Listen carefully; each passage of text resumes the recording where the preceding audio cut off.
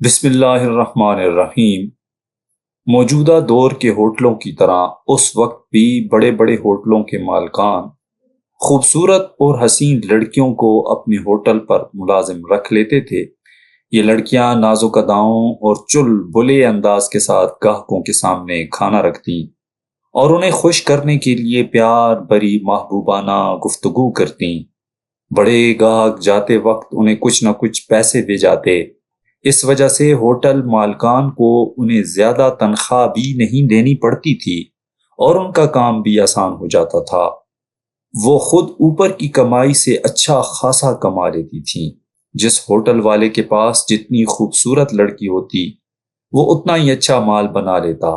سسل hotel Lahore والوں کو ایک اطالوی لڑکی مل گئی جو انتہائی خوبصورت اور نازک اندام تھی۔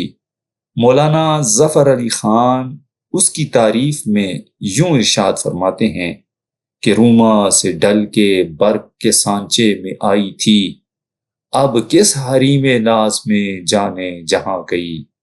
عموماً دل پھینک حضرات پوچھ لیتے کہ کس ہوٹل میں رونق زیادہ ہے تو وہاں چلے جاتے۔ کسی نے مرزا محمود قادیانی خلیفہ سے کہہ دیا کہ آپ یوں بدنام ہوتے پھرتے ہیں، سسل ہوٹل میں منٹگمبری روڈ لاہور میں ایک پری روما سے آئی ہے، آپ اگر اسے دیکھ لیں گے تو یہ سیاہ برقعے جنہیں آپ الٹ کر بدنام ہو رہے ہیں سب کچھ بھول جائیں گے۔ خلیفہ صاحب نے یہ مجدہ جاں فضا سن کر رخت سفر باندھا اور سسل ہوٹل لاہور پہنچ گئے۔ اطالوی حسینہ کو دیکھا تو لٹو ہو گئے۔ پہلے تو اسے آمادہ کرنا شروع کیا کہ وہ قادیان میرے ساتھ آئے، مگر وہ قادیان جانے کے لیے راضی نہ ہوئی تو سیر و سیاحت کا بہانے سے اسے کار میں بٹھا کر قادیان لے آئے۔ سسل ہوٹل میں گاہکوں کی ریل پیل اسی اطالوی حسینہ کی وجہ سے تھی اور اس کے نہ ہونے کی وجہ سے ان کو بہت بھاری نقصان اٹھانا پڑا۔ اس لیے انہوں نے واویلا کرنا شروع کیا۔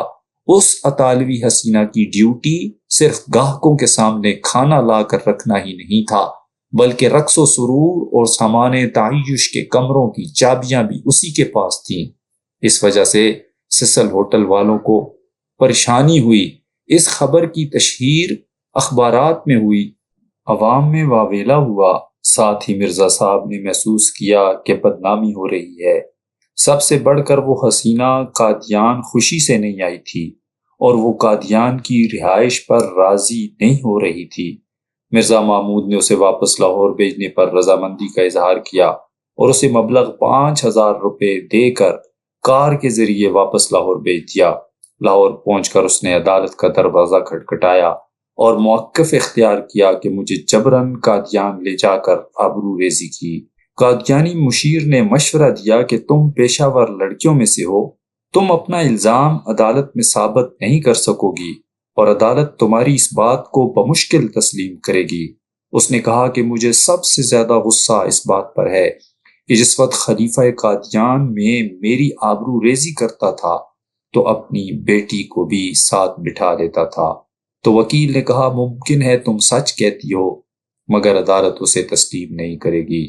اس لیے وہ مجبوراً چپ ہو کر رہ گئی۔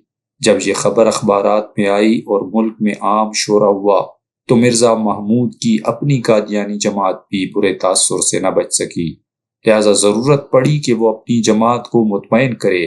اس لیے خلیفہ نے خطبہ جمعہ میں بتایا کہ یہ میرے خلاف جھوٹا پروپیگنڈا ہو رہا ہے۔ اصل بات یہ ہے کہ میں ایک یورپین لیڈی کو اپنے ساتھ قادیان لایا تھا کہ میری لڑکیوں کی اتالیق ہو اور انہیں انگریزی لہجہ سکھائے۔ دشمنوں نے خواہ مخواہ مجھے بدنام کرنے کے لیے میرے خلاف جھوٹا پروپیگنڈا کر دیا۔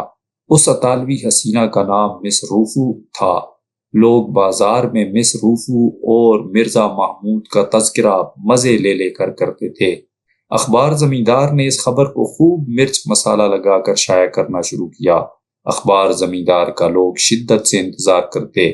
جب زمیندار آتا تو لوگوں کا ہجوم اس پر پل پڑتا۔ بازار میں بیٹھ کر ایک شخص بلند آواز سے وہ اخبار پڑھتا اور 20 سامعین اس کے ارد گرد بیٹھ کر سن رہے ہوتے۔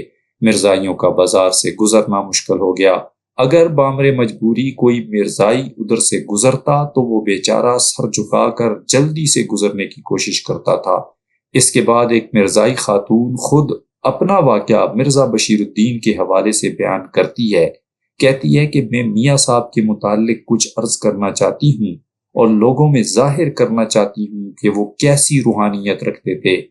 میں اکثر اپنی سہیلیوں سے سنا کرتی تھی کہ وہ بڑا زانی شخص ہے، مگر اعتبار نہیں آتا تھا، کیونکہ اس کی مومنانہ صورت اور نیچی شرمیلی آنکھیں ہرگز یہ اجازت نہیں دیتی تھیں کہ اس پر ایسا بڑا الزام لگایا جا سکے۔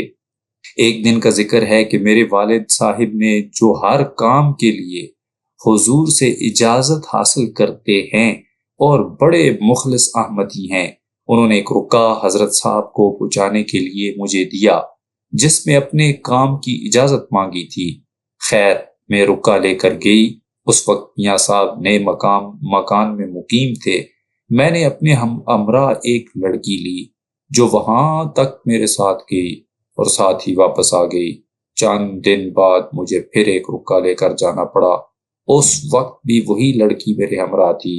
جو ہی ہم دونوں میاں صاحب کی نشست گاہ میں پہنچی تو اس لڑکی کو کسی نے پیچھے سے آواز دی اور وہ چلی گئی۔ میں اکیلی رہ گئی۔ رکا پیش کیا اور جواب کے لیے عرض کیا۔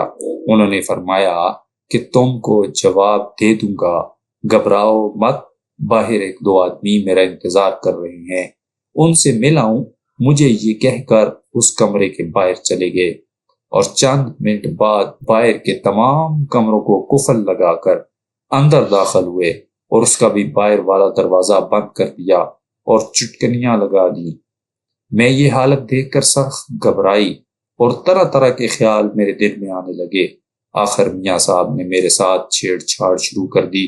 میرے مسلسل انکار پر میاں صاحب نے زبردستی مجھے پلنگ پر گرا کر میری عزت برباد کر دی، اور ان کے منہ سے اس قدر بدبو آ رہی تھی کہ مجھے چکر آ گیا، اور گفتگو بھی وہ ایسی کرتے تھے کہ بازاری آدمی بھی ایسی گفتگو نہیں کرتے۔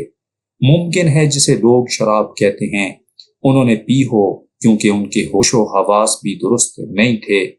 مجھ کو دھمکایا کہ اگر کسی سے ذکر کیا تو تمہاری بدنامی ہوگی، مجھ پر کوئی شک نہیں کرے گا۔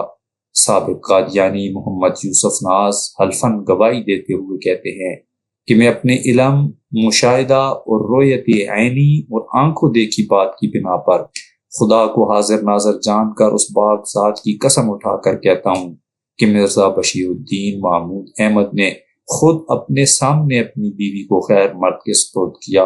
اگر میں اس حلف میں جھوٹا ہوں تو خدا کی لعنت اور عذاب مجھ پر نازل ہو۔ اس بات پر میں مرزا بشیر الدین کے سامنے حلف اٹھانے کو تیار ہوں۔